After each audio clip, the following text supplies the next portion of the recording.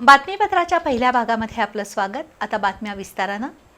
शिवाजी कोण होता या पुस्तकाचे लेखक दिवंगत कॉम्रेड गोविंदराव पानसरे यांच्याबद्दल अपशब्द वापरणारे आणि प्रकाशक प्रशांत अंबी यांना अश्लील भाषेत शिवीगाळ करणारे आमदार संजय गायकवाड यांच्या विरोधात दखलपात्र गुन्हा दाखल करण्यास पोलिसांनी नकार दिलाय। त्याबद्दलचा असंतोष व्यक्त करण्यासाठी आज भारतीय कम्युनिस्ट पक्ष आणि अन्य डाव्या कार्यकर्त्यांनी बिंदू चौकात मुख्यमंत्री देवेंद्र फडणवीस यांचा पुतळा जाळण्याचा प्रयत्न केला, पण पोलिसांनी बळाचा वापर करत कार्यकर्त्यांचे दोन्ही प्रयत्न हाणून पाडले। त्यातून बिंदू चौकात पोलीस आणि कार्यकर्ते यांच्यात प्रचंड धुमश्चक्री उडाली। परिणामी बिंदू चौक परिसराला पोलीस छावणीचं स्वरूप आलं होतं। 38 वर्षांपूर्वी कॉम्रेड गोविंदराव पानसरे यांनी शिवाजी कोण होता हे पुस्तक लिहिलंय आणि प्रशांत अंबी यांनी ते प्रकाशित केलंय। गेल्या आठवड्यात बुलढाण्याचे शिवसेना आमदार संजय गायकवाड यांनी प्रकाशक अंबी यांना फोन करून छत्रपती शिवरायांचा एकेरी उल्लेख का केला असा जाब विचारत थेट शिवीगाळ केली। तसंच दिवंगत कॉम्रेड पानसरे यांच्याबद्दलही अनुद्गार काढले। त्यानंतर राज्यभरात खळबळ उडाली आणि आमदार गायकवाड यांच्या विरोधात पोलीस ठाण्यात अदखलपात्र गुन्हा दाखल झाला। पण गायकवाड यांच्यावर दखलपात्र गुन्हा नोंद करावा अशी कार्यकर्त्यांची मागणी आहे।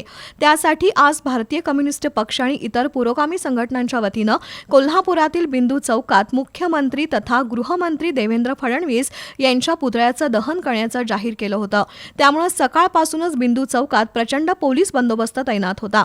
सकाळी 11च्या सुमारास कार्यकर्त्यांनी एका वाहनातून आणलेल्या मुख्यमंत्र्यांचा पुतळा दहन करण्यासाठी बाहेर काढला, पण पोलिसांनी हा पुतळा हिसकावून घेण्याचा प्रयत्न केला।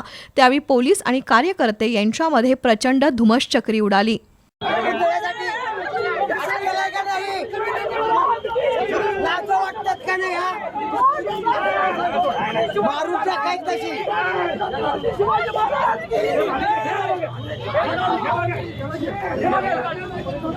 मुख्यमंत्र्यांचा पुतळा जाळण्यासाठी काही कार्यकर्ते बिंदू चौकात धावू लागले आणि पोलीसही त्यांच्या पाठोपाठ धावू लागले।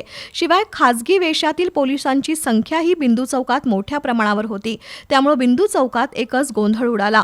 इतक्यात काही कार्यकर्त्यांनी मुख्यमंत्र्यांचा आणखी एक प्रतिकात्मक पुतळा आणण्याचा प्रयत्न केला, पण पोलिसांनी दोन्ही पुतळे ताब्यात घेतले।